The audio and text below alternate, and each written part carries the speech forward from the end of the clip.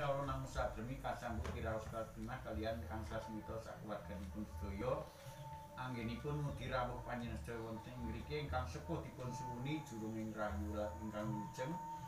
Ingkang anem dipun suwuni panengkuyungipun rahayu ingkang wilujeng. Dene kajiatipun Kang Sasmito sakeluarganipun sedaya anggenipun ngaturi panjenengan sedaya pikantuk berkahipun Gusti Kang Maha Kuwasa lantaran anggenipun tetanen wonten wurtening bumi ngasih karimitoya anggenipun gesang nuya srep wonten ing dusun Sukorejo niki panuwunipun ing panci menika wekdal asung pakurmatan dumateng tiyang sepah ingkang sampun dumugi pendak kaping kalipun Bapak Jumati mugia katampi menapa ingkang dados pakurmatanipun sakeluarga mriki namung panuwunipun Gusti Allah ingkang Maha Kuwasa tansah paring barokah rahayu wilujeng dinten menika ngantos laminipun pikantuk jurung donganipun Bapak Sri ingkang rawuh wonten mriki sedayanipun. Kula ingkang sawanci namung mratélakaken atur panuwun dumateng Gusti Allah ingkang Maha Kuwasa ingkang sampun bubak kertayasa cikal bakal wonten ing dusun Sukorejo mriki lan ugi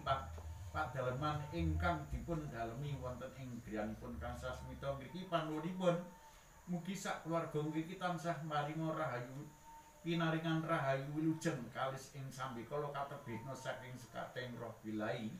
kacelokna berkahipun Gusti Kang Maha Kuwasa pikantuk jurung donganipun Bapak Jering kang rawuh wonten mriki sedayanipun. Apa menika namung mratélakaken atur panuwun anggenipun ngaturaken donga selawat dumateng Gusti Allah wonten ngarsanipun Gusti Kang Maha Kuwasa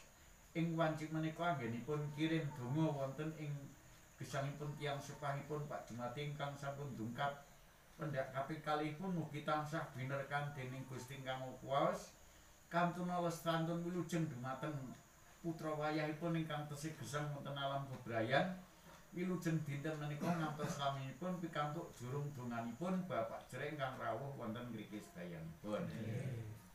Sedaya rerangken budana namung atur panuwun dumateng Gusti Kang Maha Agung ingkang sampun paring barokah dumateng sakeluarga mriki ing dinten menika Kang Sasmito sakeluarganipun sedaya asung pakurmatan dumateng Bapak Jumati ingkang sampun wangsul wonten ing jaman Promatola dumugi ing pendak kaping kalipun mugia tansah pinaringan barokah dumateng putra wayah ingkang tesih gesang wonten alam bebrayan wilujeng dinten menika ngantos laminipun pikantuk jurung donganipun Bapak Jering ingkang rawuh wonten mriki sedayanipun. Ambengan ingkang kabumbulan rasul menika namung mratélakaken atur panuwun dumateng Gusti Allah panutanipun sak keluarga mriki mugi panuwunipun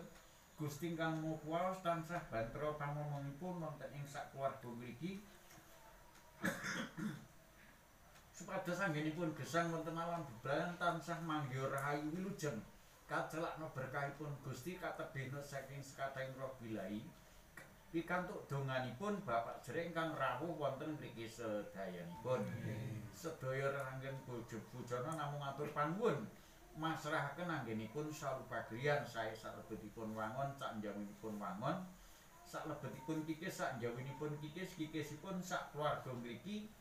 anggenipun sami mubah musik pados panupa jiwa ngalor ngidul mulon ngetan sak pura-pura panyuwunipun mugi tansah winengku ing kuwasipun Gusti ingkang Maha Kuwasa satemah ing keluarga mriki tansah pinaringan barokah lan dipun tebihna saking sekating roh bilahi lan dipun celakna berkahipun Gusti pikantuk jurung donganipun Bapak Jering ingkang rawuh wonten mriki sedayanipun. Sedaya rerangken budaya sedaya malih ngaturaken panuwun dumateng Gusti Allah lan paring pakurmatan dumateng tiyang sepah ingkang sampun jengkar wonten ing alam kubur mugi tansah pinaringana berkahipun Gusti ingkang Maha Kuwasa anggenipun paring pakurmatan dumugi ing pendak kaping kalipun ing dinten menika mugi panggonipun sak keluarga ingkang tesih gesang wonten alam bebrayan dipun paringna rahayu wilujeng dipun tebihna saking sekaring roh bilahi kacelakna berkahipun Gusti pikantuk jurung donganipun Bapak Jering ingkang rawuh wonten mriki sedayanipun. Mbok bilih wonten kula lepat anggen kawula ngaturaken kajarniatipun Kang Sasmito sakeluarganipun sedaya anggenipun paring pepenget dumugi pendak kaping kalihipun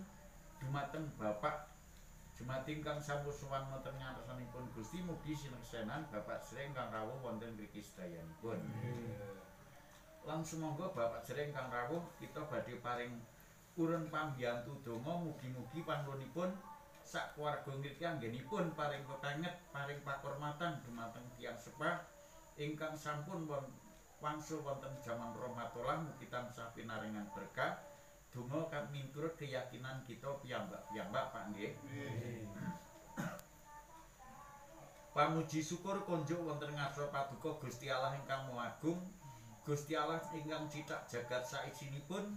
Gusti Allah ingkang magenani ing sedaya alam jagat raya ingkang dinten menika kawula panggeni kalebet kawula sedaya umat kagungan paduka ing panci menika kawula namung atur panuwun ingkang saageng-agengipun awit saking sih palimirma paduka. Ing panci menika wekdal Duh Gusti kawula saged mikempal wonten dalemipun kang sasmita mriki namung ngestokaken menapa ingkang dados kondanganipun. Mugi tansah pinaringan barokah